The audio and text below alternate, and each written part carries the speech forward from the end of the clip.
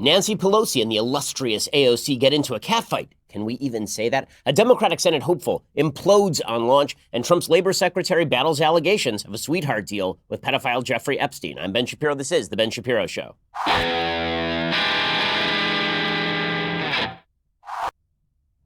I should say alleged pedophile Jeffrey Epstein. I believe he has pled guilty to prostitution solicitation in Florida. It's still alleged that he is a pedophile, although the evidence is pretty solid at this point. We'll get to all of this in just 1 second. First, a rise in geopolitical tensions have actually led to a 5-year high in gold prices. So if you'd bought, like 6 months ago, you'd be a real happy person right now. Iran announced it will break the uranium stockpile limit that they agreed to under the nuclear deal. It is not a coincidence that gold prices have been rising steadily since the tanker bombings, and Iran continues to create chaos in the Middle East. None of this is a surprise because, as I've been telling you for the past 4 years, gold is a safe haven against uncertainty. Is it part of your plan? It should be.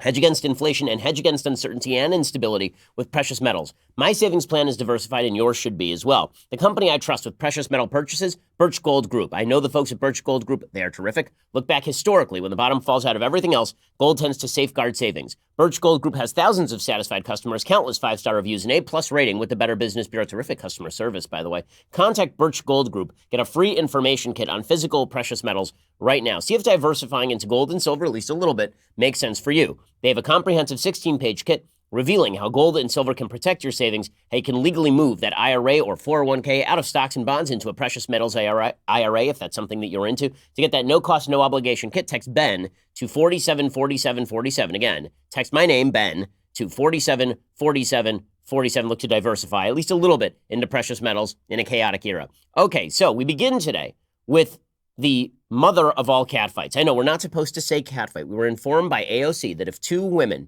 have a fight over nearly nothing, that you are supposed to not call this a catfight because it is sexist in some way. Sure, even though the term catfighting has been used to apply to men, even though the term catfighting has been part of the lexicon for a very long time, now it is called catfighting if two women have an incredibly petty and public feud, which is exactly what AOC and Nancy Pelosi are having right now because they don't actually disagree all that much on policy. Nancy Pelosi just sort of hides the ball a little bit more. The difference between Nancy Pelosi and AOC is that Nancy Pelosi is a smart person and AOC is not a smart person. Nancy Pelosi does not have the right principles, but she is a battle-hardened veteran of the congressional wars. She knows how to publicly face the policies that she is putting forward. She is much cleverer than AOC, which is why she's the Speaker of the House, and AOC is the representative of one of the bluest districts in America after winning a primary against another Democrat. And so the notion that AOC is any sort of real leadership challenger for Nancy Pelosi, at least in terms of skill set, is a complete fiction. And it's a fiction promoted by the media. And what's amazing and ironic and delicious about all of this is that Nancy Pelosi made this happen. So AOC started to get media attention. And Nancy Pelosi basically had two choices. Ignore it. Just pretend that AOC was another member of the crowd. And she could have done that. And she could have just done that. And then the other thing she could have done is she could have promoted AOC. She could have said, I love the new energy that AOC is bringing to our party. I love the fact that AOC really is channeling the future of the Democratic Party. And she chose sort of both. And that's the worst strategy. Because on the one hand, she was patting AOC on the head, telling AOC that AOC is brilliant and wise and wonderful and energetic. And on the other hand, she was saying quite publicly that she thinks AOC is basically an idiot, that her policies make no sense, and that she has no constituency.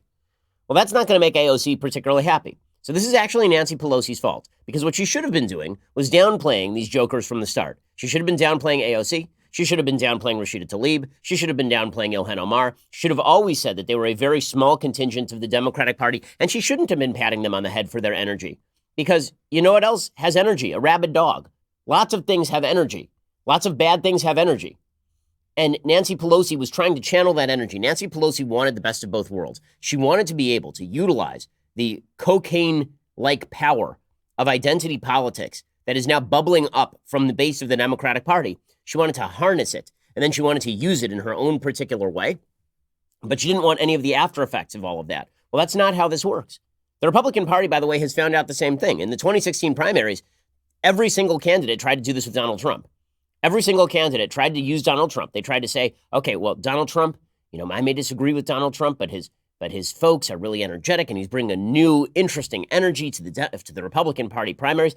And they figured, okay, eventually he would fade, and they'd pick up his support, and then they would just move on with that sort of cocaine energy power that Trump was bringing to the table in 2016. Well, by the time they realized that Trump's base was sticking with him, by the time they realized that Trump was a legitimate player, it was too late for them to do anything. Now, where Pelosi has an advantage is that AOC does not have a national crowd. Right? AOC, for all of the talk about AOC being this tremendously powerful political player, she is not, but she certainly perceives herself that way, and she's utterly unhinged. She's utterly unhinged when it comes to her practice of politics. So she is not holding back anymore. So we sort of have to reverse and explain what Nancy Pelosi was doing here. So again, Nancy Pelosi spent her early days posing with AOC on the cover of Rolling Stone magazine, talking about how these new freshman women, they were just bringing this new wonderful zeitgeist and energy to Congress, and they have such great new ideas. And then she would go out publicly and she would say stuff like this.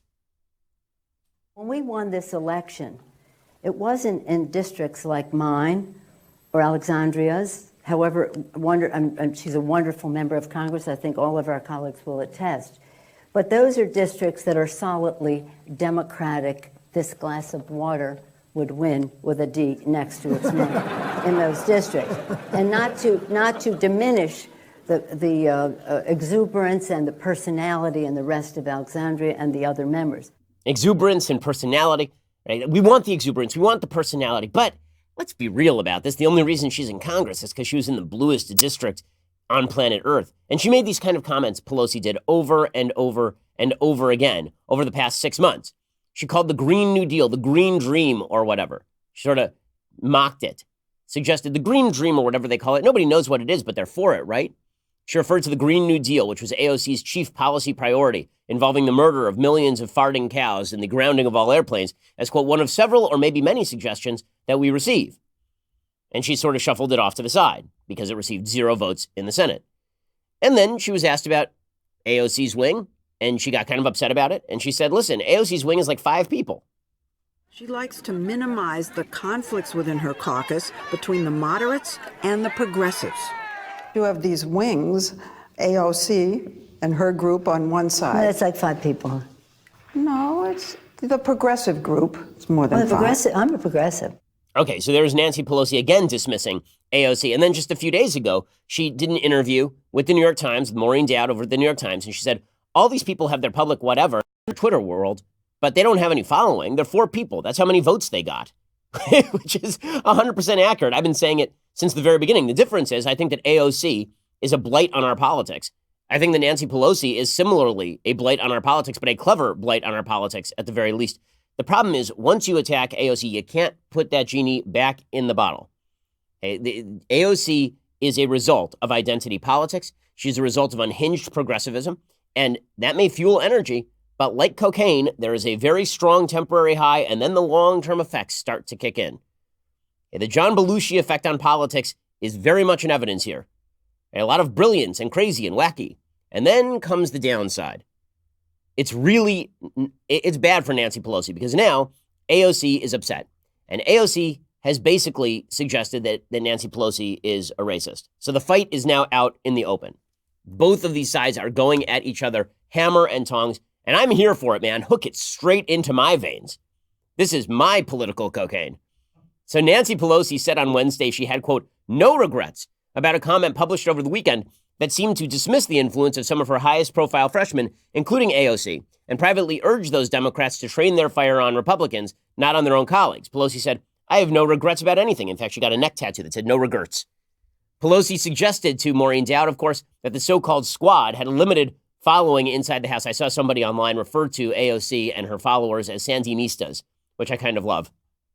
Pelosi said, all these people have their public whatever, their Twitter world, they didn't have any following, they're 4 people, that's how many votes they got. Pelosi defended those comments after leaving a closed-door caucus meeting, according to the Washington Post, where she delivered a stern warning to her party's left to keep their criticism of fellow Democrats to themselves. She noted it was the party's more moderate members who delivered control of the House to Democrats. Accurate, and asked lawmakers to be respectful of that. She said a majority is a fragile thing. She said that people like AOC should show some level of respect and sensitivity to more moderate colleagues. She said, you make me the target, but don't make our moderates the target in all of this because we have important fish to fry. Well, that's not stopping AOC because she is not going to be quieted by this elder stateswoman. It's basically Lucille Bluth here trying to hold back the passions of Buster. It's It's pretty fantastic. In other recent tweets, the legislative mastermind Saikat Chakrabarti, who may or may not be involved in some campaign finance issues with AOC, that is AOC's chief of staff, criticized Pelosi and moderate Democrats via Twitter. He said, all these articles want to claim what a legislative mastermind Pelosi is, but I'm seeing way more strategic smarts from the 4 freshman members. Pelosi is just mad she got outmaneuvered by the Republicans. But that's not really where the baseline of this is. Okay, the baseline of this is that AOC is now calling Pelosi a racist, and that is just phenomenal because Pelosi deserves it. So the new rule, as my business partner, Jeremy Boring, now verified on Twitter, points out, he points out that racism is basically the all-purpose term for I disagree with somebody to my left. So Donald Trump is a racist because he disagrees with Nancy Pelosi, and now Nancy Pelosi is a racist because she disagrees with AOC. So AOC told the New Yorker Radio Hour, quote, I think sometimes people think we have a relationship. Not particularly. Ooh, cutting. Oh, I love this stuff. This is so good. And then she suggested to the Washington Post that Pelosi was a racist. Quote, when these comments first started, I kind of thought she was keeping the progressive flank at more of an arm's distance in order to protect more moderate members, which I understood. But the persistent singling out, it got to the point where it was just outright disrespectful. The explicit singling out of a newly elected women of color. Boom! Drop the mic. She's played the woman of color card. Nancy Pelosi, down. Start that count. Oh, boy. So now AOC is suggesting that Nancy Pelosi doesn't like AOC because AOC is brown. That's the actual suggestion. That Nancy Pelosi, who's openly explaining why she's got a problem with AOC, like she keeps telling AOC and these freshman members, stop talking about primarying our members. Stop tweeting about fellow Democrats. It's obnoxious. It's bad for us. It undercuts our legislative agenda. And AOC's like, you're just saying that because you hate me because you're a racist. Man, Nancy Pelosi and the Democrats deserve every aspect of this. Every single grain of that identity politics cocaine they've been snorting for years. It's now coming back in the form of serious mental problems. And it is delicious and it is well-deserved. Never get high off your own supply, says Cocaine Mitch. And that is exactly what happened here. The Democrats got high off their own supply. The identity politics was a weapon. It was supposed to be used against people on the right. And now, because it has infused every vein in the Democratic body politic, it's going to be used against anyone you disagree with, including Nancy Pelosi, who's sitting there going, what the hell? I shepherded Obamacare and ran Congress for this? For this pipsqueak to come and call me a racist because I think that she's incompetent? Yes. I'll give you more of it in just 1 second because it's fantastic. But first, it is coming. The biggest shopping day on the planet. I'm talking about Amazon Prime Day. Now, as you know, I am an Amazon person. I am there for Amazon all day, every day. It is the greatest service in the history of mankind. And Amazon Prime Day is fantastic. It's the most insane day of savings across the internet's largest marketplace. But did you know there's such a thing as Prime Day pretty much every day?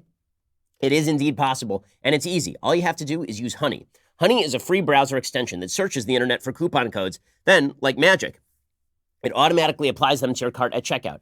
You know that Honey also works on Amazon, even though Amazon doesn't have discount codes? Well, whenever you shop on Amazon, Honey searches every last one of Amazon's 2 million plus sellers to make sure that you are getting the lowest price possible. I've saved bunches of money on Amazon just using Honey. It really is fantastic. Honey even factors in sales tax, shipping, Amazon Prime status. You're not going to get fooled by the shipping price or any of that sort of stuff. Simply put, if there's a better price, Honey will find it in seconds. I've been using Honey for months at this point, maybe years at this point, and it's got to have saved me at least hundreds, maybe thousands of dollars. Add Honey for free in just 2 clicks. It is that easy. Start saving today on Prime Day and every day for that matter. Add Honey for free at joinhoney.com/Ben. That is joinhoney.com/Ben. Honey.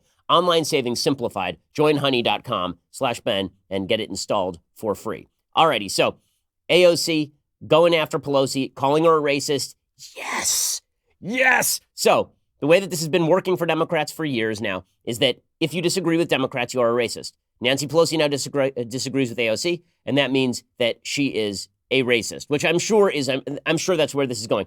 Hilarious.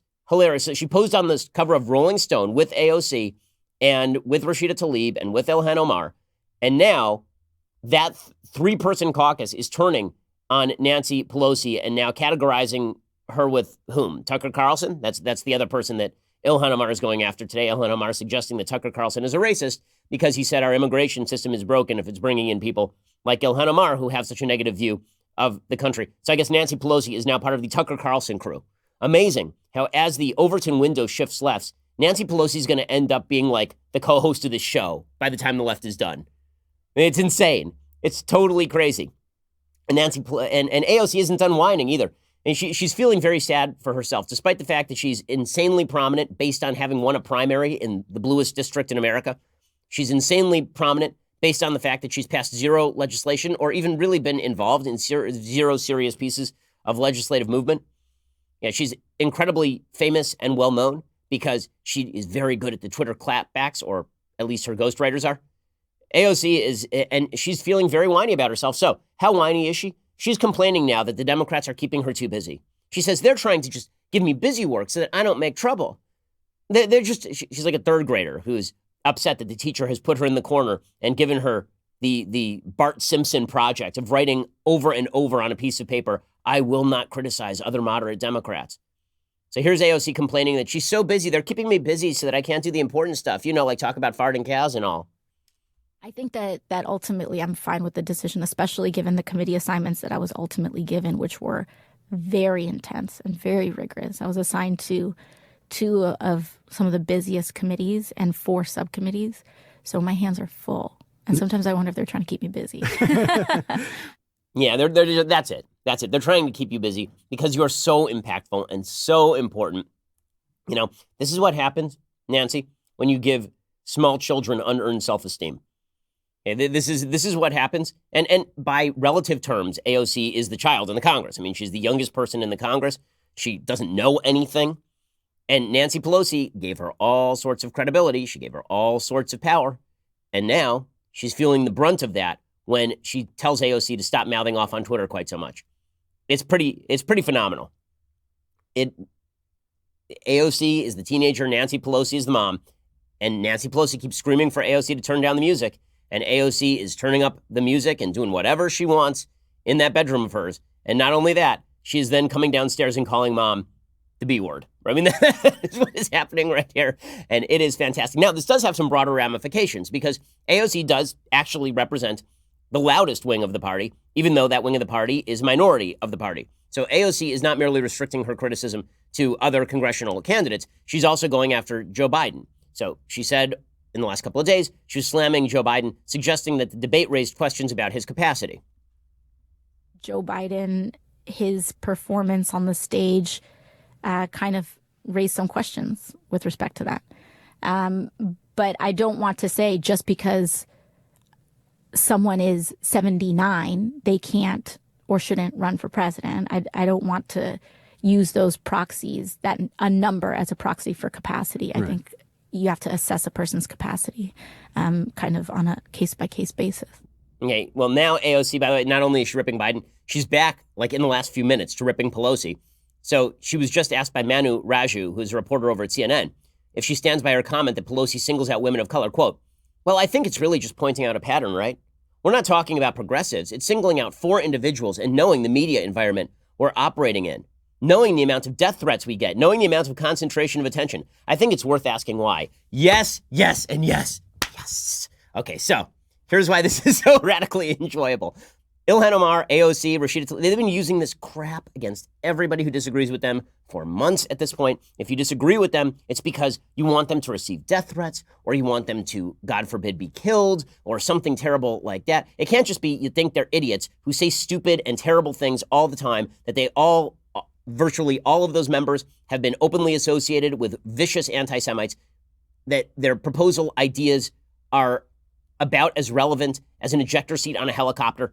It can't be that. It has to be that you hate them because they are women of color and because you want them to receive death threats. And now AOC is taking that same exact charge and she is leveling it at the Speaker of her House contingent. It is fantastic. And it demonstrates how empty and stupid this charge was in the first place. Does anybody with a shred of rationality actually believe that Nancy Pelosi wants AOC to receive death threats because AOC is a powerful woman of color?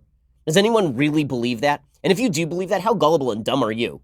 If you really believe that Nancy Pelosi is now the emissary of the old white establishment because she's an old white lady, if you really believe that that's what she is, that's what she represents, man, you guys, this is crazy towns, and it is wonderful. It is well-deserved. Everybody on the left, You bought this ticket, you take this ride now. So pick sides. Get on board. Which one is it? This is the Iran-Iraq war from the 80s. Which side are you on? You got the mullahs, you got Saddam here. Which one do you want? Because you're going to have to pick either Nancy Pelosi, the old white lady who is apparently cracking down on women of color, or AOC, the brash newcomer who's labeling one of the most impactful lawmakers of the last 50 years a vicious racist for disagreeing with her dumb policies and bad ideas. Love it. Love it. Okay, and what's amazing about this, even more than just the inherent wonder of the battle between AOC and Pelosi, and AOC's playing the same game that Kamala Harris plays about Joe Biden. She was asked if she thinks Pelosi is a racist, and she said, no, absolutely not, absolutely not. Well, then how do you square that with she's criticizing women of color because I'm just pointing out a pattern?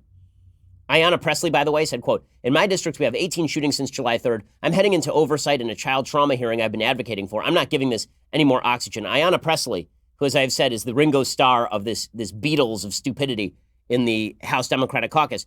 She is apparently the least stupid of these folks because she says, I'm not jumping into this thing. But AOC is going to jump into it. This has some actual impact beyond just the congressional delegation for the Democrats. Namely, Democratic candidates all over the country have no idea how they are supposed to campaign. They have no clue how they are supposed to campaign. Take, for example, Democrat Amy McGrath. So Amy McGrath is the brand new Senate candidate facing down Cocaine Mitch. And she's going to take on Mitch McConnell in Kentucky. And she's hoping she can convince Kentuckians who voted for Trump and has pledged to drain the swamp that Republican Mitch McConnell is the biggest swamp dweller in Washington. This is according to the Courier-Journal in Kentucky. She said, "I fully recognize how difficult this race will be and the history behind folks who have gone up against Senator McConnell." And then she said that if President Trump has good ideas, then she will back those good ideas.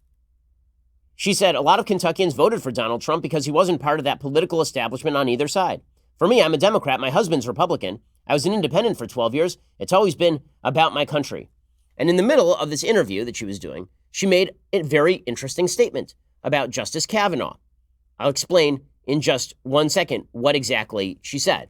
First, let me talk about personal security. So, unlike some folks who may claim that they receive serious security threats every moment of every day, I actually do have security an enormous amount of the time because we do get an enormous number of threats. And one of the reasons that I have Ring at my house is because I want to make sure that my home is safe at all times.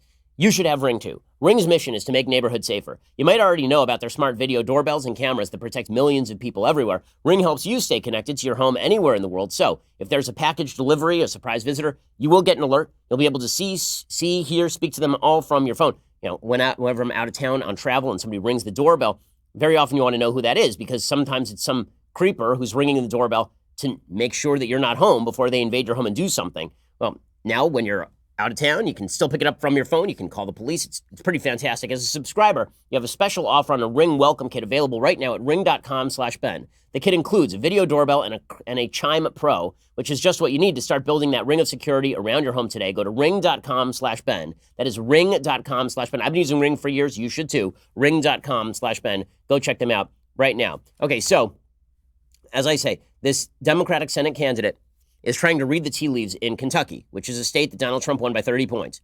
And she's trying to figure out, how do I run? Can I run as a moderate and maybe win? Or do I have to please the AOC wing of the base? And this creates an enormous amount of confusion. So Amy McGrath, who is this candidate running against Senate Majority Leader Mitch McConnell, she was asked about Justice Kavanaugh.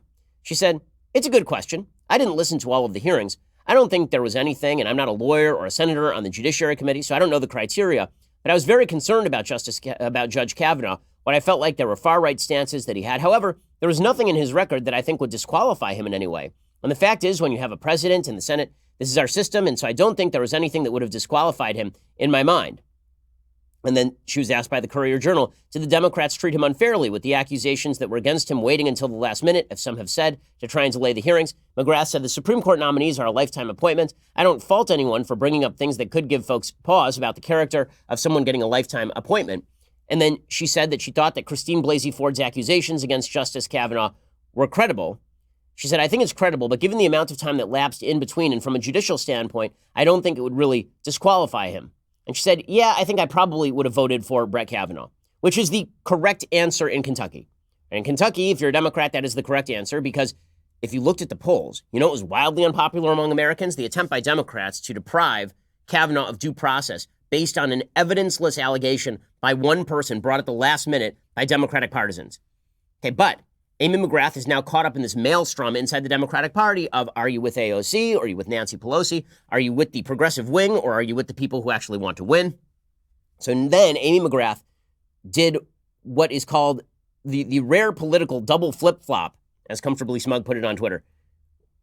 I mean, the Russian judges gave it a 10. Amy McGrath tweeted out, I was asked earlier today about Judge Brett Kavanaugh, and I answered based upon his qualifications to be on the Supreme Court. But upon further reflection and further understanding of his record, I would have voted no.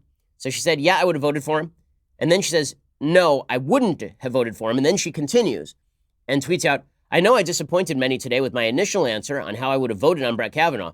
I will make mistakes and always own up to them. The priority is defeating Mitch McConnell. Now, she had originally, before that interview in the Courier-Journal, said she wouldn't have voted for Kavanaugh. So she said, no, I won't vote for him. Yes, I will vote for him. No, I won't vote for him.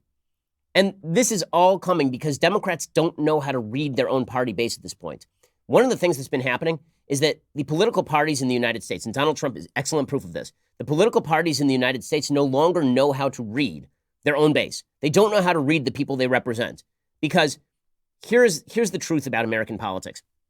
There are those of us who spend our days and nights thinking about this sort of stuff. And we try to create intellectual frameworks for how people are going to vote. We try to create these sort of philosophies that we believe people should vote based upon. And parties try to do the same thing. But parties do it in a dumber way. They don't try to create kind of general philosophies that they think people are aspiring to. They instead try to create party platforms that are basically an agglomeration of issues that they think are popular enough with a particular group of people that they can win a majority. This is what Democrats are trying to do right now by pandering to every group under the sun. It's what Republicans have done in the past by putting together this weird amalgamation of everything from some tariffs and no tariffs to we're kind of socially liberal, we're kind of socially conservative. Been very unclear on what the overall philosophy actually has been. Now, the truth is that voters are neither of these things. Voters, number one, generally don't vote based on an overarching philosophy. And number two, don't vote based on an agglomeration of policy positions. Voters vote based on personality and comfort level and general sort of feeling about the country and the narrative surrounding the country. And that's why everything has become a culture war in politics. But the parties have been unable to capture the nature of those culture wars. It's why Donald Trump has continued to be effective. The reason Trump is effective is because he is a culture warrior. By the way, this is also why Obama was effective. In 2008, he ran effectively as a culture warrior against divisiveness. The irony, of course, is that he then reversed himself and proved to be an extraordinarily divisive president. Donald Trump looked at the divisions in the country, and he said, these divisions are very real, and one side is being ignored. And I'm going to tell those folks that they are being ignored and they're being left behind. That was Trump's pitch. That was not a political pitch. It was not a philosophical pitch. It was an emotional pitch, and it was properly aimed and directed at the right number of voters. But the parties are not able to do that because the parties, of course, have candidates all over the country who have local constituencies. And so you end up with this weird attempt to create national parties from local constituencies that differ widely. Amy McGrath's state is not going to look anything like AOC's district. And yet, Amy McGrath requires the support of people like AOC in order to go forward. And this creates an unbridgeable divide. You're seeing this play out in the Democratic primaries right now. Who exactly is representative of the Democratic base? Is it Joe Biden, who represents a plurality of Democrats? Or is it Kamala Harris, who represents a smaller minority of Democrats, but a more passionate minority of Democrats, perhaps? All of this leads to tremendous confusion inside the party system, and it's why the party system is starting to break down. And that's going to be bad, particularly for the parties that are unable to hold together any semblance of unity. Right now, that looks a lot more like the Democrats than it does like the Republicans. It's also why it would really behoove President Trump to stop being so divisive inside his own caucus by saying dumb things. What I mean by that is that President Trump today started tweeting out dumb things again. It is amazing to me. All Donald Trump has to do is shut up and he will win re-election. That is literally all he has to do. All he has to do is shut up and point at the Democrats. And instead, he's out there tweeting weird crap and giving people a level of disquiet with his presidency that is unwarranted by his record. And today he got on Twitter and he just started tweeting out random nonsense. I mean, I don't know if he was just bored today or what, but he started tweeting out. Here's what the president tweeted. He tweeted out, a big subject today at the White House Social Media Summit will be the tremendous dishonesty, bias, discrimination, and suppression practiced by certain companies. We will not let them get away with it much longer. The fake news media will also be there, but for a limited period. The fake news is not as important or as powerful as social media. Okay, so far, fine. They've lost tremendous credibility since that day in November 2016 that I came down the escalator with the person who was to become your future first lady. Well, that was actually like 2015. Anyway, he says, when I ultimately leave office in 6 years, or maybe 10 or 14, just kidding, they will quickly go out of business for lack of credibility or approval from the public. That's why they will all be endorsing me at some point, one way or the other. Could you imagine having sleepy Joe Biden or Alfred E. Newman, I assume that's Pete Buttigieg, or a very nervous and skinny version of Pocahontas, 1,000 over 24th? That's not how fractions work. As your president, rather than what you have now, so great looking and smart, a true stable genius, capital S, capital G. Sorry to say that even social media would be driven out of business along with, and finally, the fake news media. What in the actual F is that? What in the actual world? And listen, okay, I get there are people who are clapping and cheering. Yay, okay. Here is the problem. The economy is really good right now. It continues to be really good right now. The economy continues to be great for job creation. The Dow Jones Industrial Average just hit 27,000 for the first time in history. Okay, so what are we doing here? Why? When chaos is breaking out on the other side, let them have their firefight. Why are you doing this? Why? It's so funny. Trump put out a tweet with an ad created by somebody else about his leadership and his presidency. And the ad is well produced if the president was George W. Bush, because what the ad was this very soothing music talking about President Trump has stood strong and unwavering in the storm. President Trump is a man who has deep, abiding character and who sticks with his principles, and he calls all of this just to start. It looks like a typical presidential candidate. There's only one problem. Everybody knows that ain't Trump, meaning that there's a group of people who think that that is Trump, but those people basically work for him. Everybody else understands that the dude's a volatile character that comes along with a lot of benefits and a lot of drawbacks. And really, if he would just stop, then everything would be okay. Why does everyone seek to draw defeat from the jaws of victory? How? I've been saying for years about the Democrats, all they had to do was not be crazy, and they literally could not do it. It was impossible for them. And then you got Trump, and he decides he wants to do the same thing. I'm so supremely confused about why he would do that. It is beyond me. Okay, now in just a second, I'm going to get to the latest scandal that is now surrounding the Trump administration. It really isn't about the Trump administration at all. It's really about the criminal justice system in the United States. There's confusion surrounding the Jeffrey Epstein scandal. Alex Acosta, Trump's Secretary of Labor, is under fire. We'll talk about that in 1 second. First, hiring used to be rough. Not anymore. When someone makes the slightest, most minor, insignificant mistake here on the Ben Shapiro Show, except for me, we know how easily we can replace them thanks to ZipRecruiter. Everybody here is on notice. ZipRecruiter is the greatest threat to their job, but also it makes your business better. ZipRecruiter.com/dailywire. By the way, you don't have to fire anybody just to use ZipRecruiter. Maybe you want to hire some new people because your business is growing the way we are here at Daily Wire. That's why we use ZipRecruiter, not just to replace the deplorables who work for us. ZipRecruiter sends your job posting to over 100 of the web's leading job boards, but they don't stop there. As applications come in, ZipRecruiter analyzes each one, spotlights the top candidates, so you never miss a great match. ZipRecruiter is so effective that 4 out of 5 employers who post on ZipRecruiter get a quality candidate through the site within the very first day. Right now, my listeners can try out ZipRecruiter for free at this exclusive web address, ZipRecruiter.com/dailywire. That's ZipRecruiter.com/dailywire. You help us out when you use our advertisers, by the way, but you'll be helping yourself out a lot more if you're looking to hire. ZipRecruiter.com/dailywire. ZipRecruiter is the smartest way to hire. Go check them out right now. ZipRecruiter.com/dailywire. Okay, in just a second, we'll get to the latest on the Jeffrey Epstein scandal. Plus, the President of the United States preparing later today to announce some sort of executive action on the census. We'll explain whether this is a good idea or whether this is a bad idea, whether it's a constitutional crisis. Everybody likes that phrase. We'll get to that in just a few minutes. First, great news, gang. If you've ever wondered what it would be like to sit in on an episode of our Backstage live show, and why wouldn't you wonder that? I mean, doesn't everyone? With a chance to ask us a question in person, your time has come. We are taking the show on the road August 21st to the Terrace Theater in Long Beach, California. That is correct. I, Daily Wire God King Jeremy Boring, Andrew Klavan, the execrable Michael Knowles, and even more important than Knowles, the Daily Wire merchandise table will be there, live. The merchandise table will be dead. All the rest of us will be alive.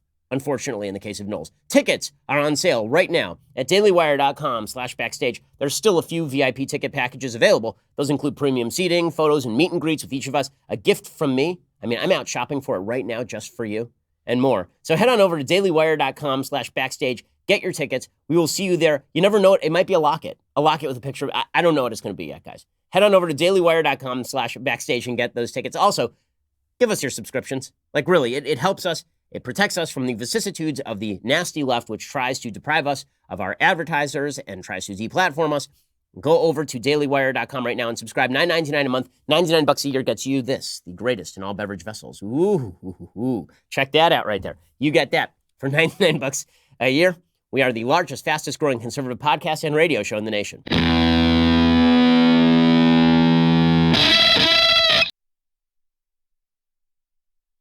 Alrighty, so the big story of yesterday, aside from the AOC Nancy Pelosi smash up, which was just wonderful, aside from that, it was Alex Acosta, who's the Secretary of Labor, defending himself from allegations that he cut a sweetheart deal with alleged pedophile Jeffrey Epstein, who's apparently engaged in high-level sex trafficking of minors. And there are all sorts of questions that are still out there about Jeffrey Epstein. Like, how did this guy make so much money? He apparently, there's no record of him being like this wonderful investment specialist. So how did he make his billions of dollars buying private islands and all this? Where did this money come from? How did he get away with this for so long? Why was it that Cyrus Vance, one of the DA over in Manhattan, why did he try to keep Epstein from being registered as a top-level sex offender once Epstein moved full-time to New York? Why exactly was he not required to check in with the NYPD every 90 days as he would be as a high-level sex offender? He never checked in at all over an 8-year span. How is he able to get away with that? This stuff goes beyond Alex Acosta. Jim Garrity over at National Review has a good rundown on some of these questions. He says, how did Jeffrey Epstein make that fortune? One claim, a massive Ponzi scheme, but wouldn't that bring the securities folks down on his head? Could Epstein really have been connected to some sort of intelligence service? There were reports yesterday that maybe the reason Epstein was left alone is because he was connected with the intelligence services and doing work for them. When asked about this, Alex Acosta offered a weird, vague, contradictory, meandering answer. If Epstein was working for some sort of spy agency, which one? What was the aim? Collecting blackmail on prominent figures? Who's being blackmailed? There's an allegation that maybe the way he made his money is from blackmail. Maybe the way that he made his money is he was trafficking all these underage women, underage girls as young as 14, 13 years old, having them in compromising positions with older men who are very powerful and then blackmailing those guys for cash. After Epstein, as I say, was handed that level 3 sex offender status, he was required to check in with the NYPD. They never required him to. Why did the Manhattan District Attorney try to keep Epstein from being registered as a top-level sex offender? I mean, this is ridiculous.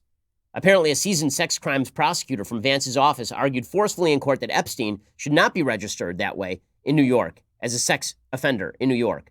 The judge said, I have to tell you this, I'm a little overwhelmed. I've never seen a prosecutor's office do anything like this. How is it that his private island off St. Thomas got the nickname Pedophile Island, and how did that not exactly get the authorities snooping around? Bill Clinton's public statements about his interactions with Epstein, those are wildly inaccurate. They are contradicted by contemporaneous media accounts as well as FAA flight logs. Also, apparently, President Trump, it was quoted in a recent Vanity Fair article. There was an article about Trump and David Pecker of National Enquirer, in which Trump apparently told Pecker that the pictures of Clinton that Epstein had from his island were worse. Now, did Clinton visit the island? Unclear. Does Epstein have that sort of material? Why did Alex Acosta cut him such a sweetheart deal? There are sort of contradictory accounts as to how sweetheart the deal was. Ken White, Pope had on Twitter, he says that this deal is the sweetest deal he's ever seen. He has an article over at The Atlantic saying, quote, the Jeffrey Epstein case is like nothing I've ever seen before. He said, great wealth insulates people from consequences, but not always absolutely or forever. He talks about the fact that this deal basically prevented further prosecution in the area. What in the hell was going on? And then on the other hand, you have a woman named Kimberly Melman Roscoe writing for USA Today, who is an expert witness on sex trafficking. And she says, I've seen deals like this before. So how out of the ordinary is all of this?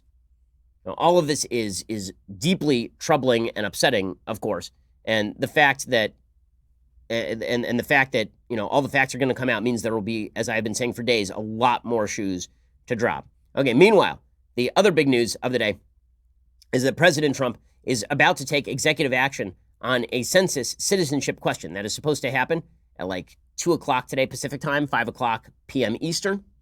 And according to Margaret Talev, reporting for Bloomberg, President Trump will announce executive action on the 2020 U.S. Census on Thursday, pursuing his fight to include a citizenship question in the decennial population count, despite being rebuffed by the Supreme Court. The executive action is expected to be announced at a news conference, according to 3 people familiar with Trump's plan. They declined to detail the action. They indicated it may not be an executive order. It may instead be the far vaguer executive action.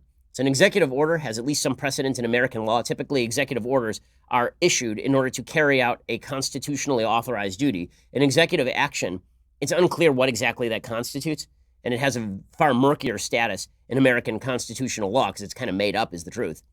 Trump announced that he would be he announced the news conference in a tweet talking about the social media summit. He said, at the conclusion of the social media summit, we will all go to the beautiful Rose Garden for a news conference on the census and citizenship. So there are a couple of theories about exactly what Trump is going to do later this afternoon. Obviously, the Supreme Court has denounced the census question, saying that it was pretextual, the rationale provided by the Trump administration. It was an absurd decision. We talked about it on the show. The idea of the Supreme Court is now going to look at the relevant and correct provided rationales for asking something as simple as, are you a citizen on the census? And then they're going to say, the real reason you're doing this is because you're racist, and so we're not going to allow you to do it. That is far beyond the boundaries of what the judiciary should be allowed to do or is allowed to do under their constitutionally delegated status. This leaves Trump with a couple of possible options.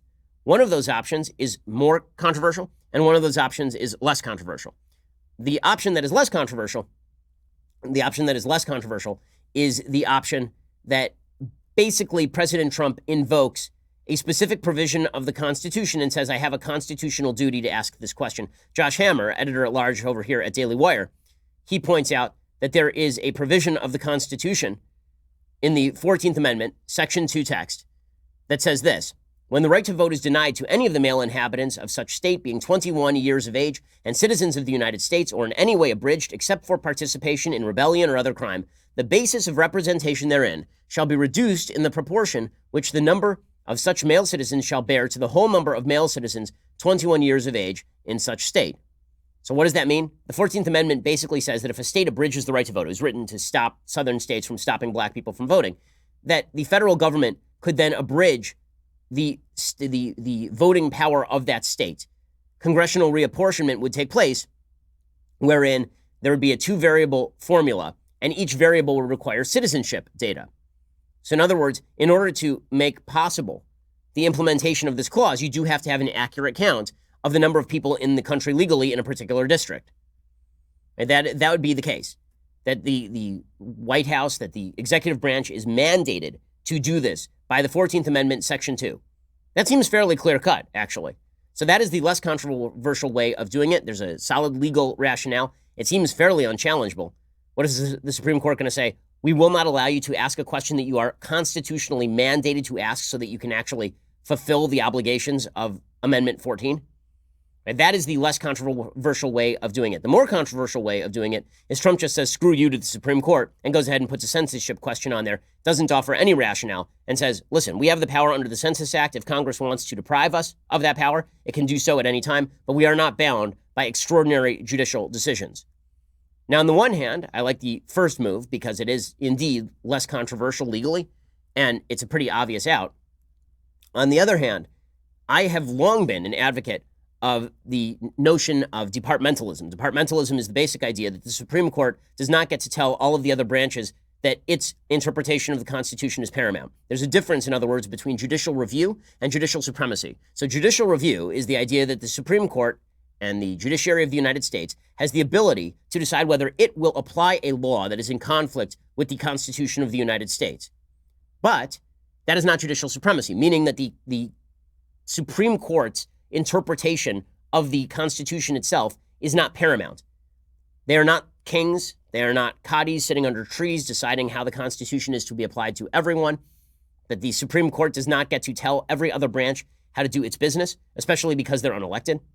How would that work in practice? Well, it would work like this. Let's say that there was a piece of legislation that the Supreme Court found to be unconstitutional.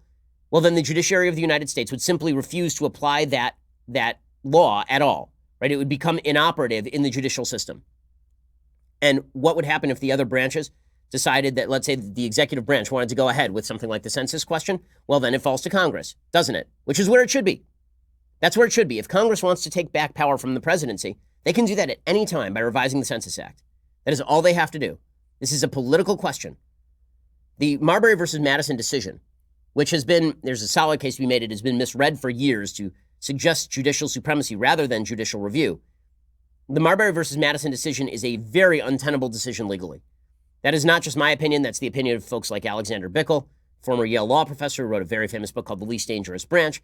It's the opinion of University of Minnesota law professor Michael Stokes Paulson, the Judge Learned Hand, one of the most famous jurists of the 20th century, made the same point. Marbury versus Madison is a very, very weak decision. And the idea that the judiciary is paramount and has the sole authority to decide the role of the Constitution in American life is obviously not supported by either law or theory. When you read the Federalist Papers, even folks who believe that Federalist 78 by Alexander Hamilton backs the notion of judicial supremacy ignore the part where Hamilton specifically says if the judiciary starts to use will instead of power, it would obviate the need for a separate branch called the judiciary. They would then become a dictatorship. So judicial review, departmentalism, in which basically each department gets to decide how the Constitution is to be interpreted, and then there's interplay between the various branches of government.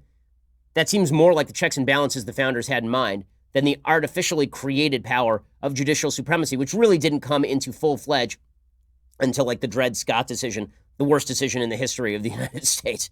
So we'll talk, I'm sure, a little bit more about this a little bit later when we find out exactly what President Trump is doing here. Okay, time for some things I like and then some things that I hate. So speaking of checks and balances, the basis for checks and balances in American legal theory comes largely courtesy of Baron de Montesquieu. You've all heard Montesquieu's name if you've had any level of familiarity with founding era ideology. Montesquieu was the philosopher who was cited most often in founding era papers, in founding era documents. Montesquieu, of course, a French philosopher. He wrote a book called The Spirit of the Laws. It's a 700 and 800 page book. There's a very good Cambridge edition that cleans it up just a little bit, or translates it at least in the clearest possible way. And Montesquieu's two basic contributions to American philosophy are the idea of political liberty, meaning that government is there to provide a sort of safe backdrop for you to exercise your liberty, but liberty is not you get to do whatever you want. Liberty has to be circumscribed by your ability to harm somebody else. And also the idea of checks and balances. So checks and balances come directly from Montesquieu. Montesquieu talks specifically about the need for power to balance power and ambition to balance ambition. Half of the Federalist Papers is straight Montesquieu. So it's worth the read. It is not an easy read. There's a lot of history. It's sort of the first comparative political work. So he tries to compare the various legal systems of everything from China to India to France to Britain and tries to figure out what is the best system. He talks about what he terms sort of the tripartite distinction in governments between despotism, monarchy, and republicanism. He talks about sort of the motivating factors behind each. He says that monarchy is driven by a sense of honor, that despotism is driven by power, and that republicanism is driven by a sense of virtue. And so there's a lot there. It's well worth the read. I'm using it heavily. I'm writing another book right now all about rights and duties, and Montesquieu comes into play. So give that a read if you're interested in founding era philosophy. Okay, time for some things that I hate. Okay, so thing that I hate, number one. One of the things that you are starting to see in American life is the decline of religion, but religion itself is not declining. It is just being supplanted by either a sort of atavistic, narcissistic, weird self-focus, or it's being supplanted with political religion. And those are the two substitutes. There's the political religion of leftism, which has its own system of virtue and penalties. It has its own system of sins that can never be expiated, by the way. If you ever commit a sin under the system of leftism, it can never be wiped away unless you do full penance. And even then, we will still hold the sin over your head. If you become politically unavailable or you do something that crosses the party line, then the sin will be brought back up and used against you. Political religion has become the way that we do our politics right now, which is why you see such near religious feeling about politics. You're starting to see people who don't actually have church communities and don't talk with their friends and don't talk with their neighbors.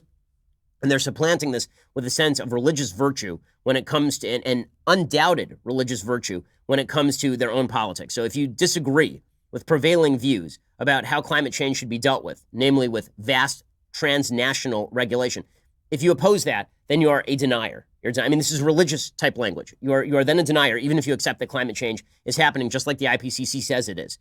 If you disagree with the left's prevailing wisdom about income inequality, then you have sinned, and you are, in all likelihood, a plutocrat and a white supremacist. If you are somebody who believes that the chief method of escaping poverty in the United States is not railing against phantom institutional racism, and when I say phantom, I don't mean that racism doesn't exist in American society. It very clearly does. I am saying that institutional racism, meaning laws on the books, things you can point out where you say this institution is acting in this racist manner specifically designed to harm this class of people, you supplant that for, if you say that is less effective as a strategy, it is first of all not true, and second of all, it is less effective as a strategy than encouraging people to make proper individual decisions. If you say that, you have violated the left's sense of political sin. So there is this political religion out there, and leftism feels it in abundance, which is why you see from the left this sort of Megan Rapinoe attitude, which is I'm not going to talk to anybody who disagrees with me. They are sinners and they must be cast into the hell flames.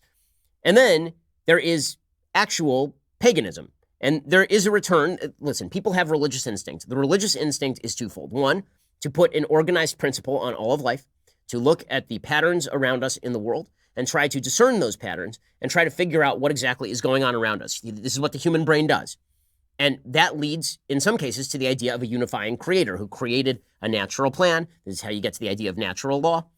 You can also get to the idea that there is some phantom hand of economics that stands behind everything. So that instinct, that is a religious instinct to try and put an order on everything. It also happens to lead to beliefs about science. So it's a good instinct, but it has to be channeled in the proper direction. And then there is the other aspect of religious thought, which is the need for belief in something beyond that which we can see. They need to believe something, because here's the problem. You have that religious instinct to put a pattern on everything, but there are a lot of things that don't fit the pattern. So where exactly do you put those things? Well, in the religious, kind of traditionally Judeo-Christian worldview, you say, listen, God has a plan, I have a plan, my plan is not God's plan is beyond me. But then there's still the need for mysticism for people who don't believe in the Judeo-Christian system or in a monotheistic system at all. And so they find that need for a mystical outreach to something beyond them, something beyond their own flesh and bones. And they find this in some of the weirdest places. Lately, they've been seeking it in everything from kind of self-help gurus to healing crystals. There's an article in the LA Times today called How Millennials Replaced Religion with Astrology and Crystals. This makes sense, by the way, because again, the religious instinct, in some ways, that first religious instinct to put order on chaos, it's very similar to the scientific instinct. And so science and religion don't have to be in conflict. In fact, I make the case in my book, The Right Side of History, that Judeo-Christian religion combined with Greek teleology actually led to the rise of Western science. And that, in fact, you could combine Greek teleology with other monotheistic religions and probably create science that would be just as good if you could maintain that balance. But when you get away from the idea of a God who stands behind an ordered universe, then you throw away science too. Once you get to the universe is chaotic and you just sort of worship at the altar of the chaos, you get back to astrology and crystals. So here's what the LA Times says, quote, I love myself. I am beautiful. It was an unseasonably chilly night for June in Los Angeles. About 36 people, mostly women in their 20s and 30s, were spending their Friday evening lying on yoga mats on the back patio of a shop a few blocks from Hollywood Forever Cemetery and the Paramount Pictures lot. Attendees had been invited to bring whatever they needed to make the space cozy. Blankets, pillows, crystals. I am powerful. Anna Lilia was leading them in affirmations, closing out a 90-minute breathwork session celebrating the summer solstice. I am a bright light. I am ready to be seen. Most days, Lilia works with individual clients. In the evenings, she teaches classes or puts on events such as the Solstice Gathering. She first got into breathwork 4 years ago and started taking classes to become a teacher 6 months later. If you've never done it before, it's a mix of breathing exercises and guided meditations meant to relax you and help connect with your inner thoughts. A cross between the last 10 minutes of a yoga class and a therapy session that takes place entirely in your head. She's one of a growing number of young people, largely millennials, though the trend extends to younger Gen Xers, now cresting 40, and down to Gen Z, the oldest of whom are freshly minted college grads, who have turned away from traditional organized religion and are embracing more spiritual beliefs and practices like tarot, astrology, meditation, energy healing, and crystals. Now, the LA Times is a journalistic outlet. You would think that they would say embracing crap like tarot, astrology, energy healing, and crystals. Meditation is an actual, there's some scientific proof that meditation helps relax you, but energy healing, crystals, tarot, astrology, all this is garbage. And no, they don't particularly care if you think it's woo-woo or weird. Most millennials claim not to take any of it too seriously themselves. They dabble, they find what they like, they take what works for them and leave the rest. Evoking consternation from buttoned-up outsiders is far from a drawback. It's a fringe benefit. The cause behind the spiritual shift is a combination of factors. In more than a dozen interviews for this story with people ranging in age from 18 to their early 40s, a common theme emerged. They were raised with one set of religious beliefs, Catholic, Jewish, Buddhist, but as they became adults, they felt that faith didn't completely represent who they were or what they believed. I'll tell you what the common thread there is. Probably they grew up in not particularly religious households, Catholic, Jewish, Buddhist, for sure Jewish. Okay, I'll speak to Jewish. The vast majority of people who are doing this did not grow up in religious Jewish households. The Jews who are doing this. They grew up in Reformed Jewish households, maybe conservative Jewish households, likely Reconstructionist Jewish households. In other words, households that didn't actually explain what Judaism was, what its standards were, what the spirituality of Judaism is, that had watered down religion to the point where it was basically a soft form of spirituality anyway. And then they just went and searched for another soft form of spirituality that didn't come along with the judgmentalism. Right? That is really what people are going for. And you're seeing this is spanning the oceans as well. There's a report today from the UK that says that less than 1% of young people identify as Church of England in the UK, which was the official Church of England. Only 1% of people aged 18 to 24 identify as Church of England, according to the British Social Attitudes Survey for 2018. Even among over 75, the most religious age group, only 1 in 3 people describe themselves as Church of England. 52% of the public now say they do not belong to any religion. It was 31% in 1983 when the survey began tracking religious belief. The number of people identifying as Christian has now fallen from 66% to 38% in Britain. Now, there are a lot of people who say, who cares? What's the big deal? The reason that it's a big deal is because, again, there is a human instinct for religious belief, and it is going to be filled by something, whether it is a religious following of a political figure, which is what you are increasingly seeing, whether it is religious following of a political ideal, the substitution of the environment for God, for example, the substitution of particular ideas of equality for ideas of an ordered universe. And that's bad. Once politics so there was a point in human history when religion was politics, right? When rulership was done via theocracy, and when most of the wars that we had were internecine religious wars, when it was Protestant versus Catholic, and Catholic versus Muslim, and Muslim and Catholic versus Jew. And that was very, very bad. Okay, religious warfare is the worst kind of warfare because there is literally no way to have a conversation.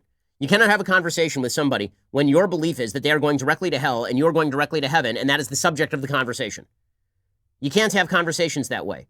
Religious conflict is religious warfare. But when politics falls back into the realm of religion, undoubted religious belief systems, you're going to end up with exactly that same sort of conflict again. So we moved away from religious conflict and toward political conflict. And political conflict was us having secular arguments with one another about right and wrong. A lot of those arguments were rooted in the Judeo-Christian value system. In fact, nearly all of them were. But those arguments taking place in that common framework of a value system rather than a specific doctrinal belief system, that led to the rise of small r republicanism and elections and the idea that, sure, we can agree to disagree. And now what we are seeing is as that religious instinct wanes, as people no longer fulfill that religious instinct by going to church or by going to synagogue, instead they're fulfilling it with politics itself. So we took politics and we removed religion from it, except for sort of the overlasting morality of religion. And now politics is becoming religion. It's its own religion now. And so you're going to return to the religious warfare of the past where your religious belief is defined by your politics itself. And I don't mean like you're a member of a church that's political. I mean that the politics itself is the religion. And everyone who disagrees with you is cast into eternal hellfire. That is where we're going. It's very, very bad for a small r republic. It is very bad for a democracy to turn politics into religion. Incredibly, incredibly dangerous because there's nothing to bind us anymore. And that's the other fact. Okay, as religion declines, religion is one of those areas where people find commonality in diversity. You can have a diverse group of people if they are all oriented toward the same thing. So Robert Putnam, sociologist over at Harvard University, he talks about the fact that ethnic diversity is not necessarily strengthening to a community. In fact, he uses the sort of throwaway line, but it's not really throwaway, it's sociology. He uses the survey line, the database line, that as ethnic diversity increases in a community, the only two things that increase are protest marches and television watching. But he says that what can unify a community is a central sense of identity, a sense that we are all oriented in the same direction, that we are all praying to the same God, for example, that we are all going to the same church. So diversity is enriching and is good when you share a set of common values. So in a church, in the army. So what is that set of common values going to be? We've seen a bunch of attempts to create a set of common values. So nationalism has been posited as a possible solution to this, a nationalistic ideal. But the problem is that nationalism isn't necessarily good or evil. There can be German nationalism circa 1930. There can be American nationalism circa 1941. These are very different nationalisms, and one is good and one is really, really not.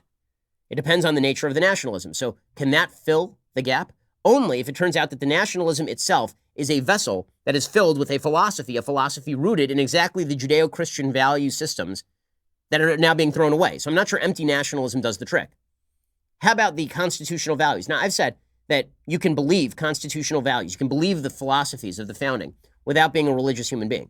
In fact, many of the founders were tended toward deism. You can do that. But they were running on the fumes of the Judeo-Christian value system. The vast majority of our founders were, in fact, practicing Christians. They certainly did not disdain religion in the same way that our politicians do now, and as much of our population does. As we throw away the fundamental bases for the philosophy that created the West, can that philosophy itself last in an era of secularism? I'm not sure that it can. I mean, this is what my book, The Right Side of History, is all about. And then finally, there's a third factor. As you throw away religion, as I mentioned earlier, as you throw away the idea of an ordered universe where the human mind is capable of understanding the things around it, these are religious principles, right? These are principles that you cannot suss out. You cannot rationality these things. You cannot use your rationality to get to these fundamental principles. You have to just assume them. Once you get rid of those fundamental principles, you end up back in this bizarre paganistic world where everything is defined by you yourself. The only perception that matters is your subjective perception. And so if you believe in healing crystals, then healing crystals are true. If you believe in energy healing, then energy healing is true. It doesn't matter. Science, which is an objective standard, which puts, again, a framework of logic on the universe, that no longer matters because we've thrown away the framework of logic. Why should the universe operate by laws or rules? What suggests that it does? We're playing with fire here. And we are in the middle of one of the great experiments in human history. And that experiment is whether you can take the moral and philosophic basis of the richest, most powerful, most progressive system in world history, throw away the basis, and keep the rest. I am very doubtful that that is going to be the case as we move forward in time. Alrighty, we'll be back here a little bit later today with 2 additional hours of content, and then we will be back here tomorrow as well. We'll see you then. I'm Ben Shapiro. This is The Ben Shapiro Show.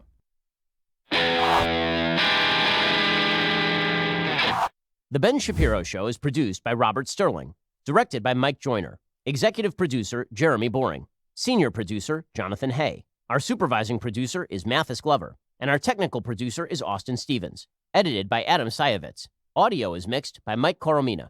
Hair and makeup is by Jesua Olvera. Production assistant Nick Sheehan. The Ben Shapiro Show is a Daily Wire production. Copyright Daily Wire 2019.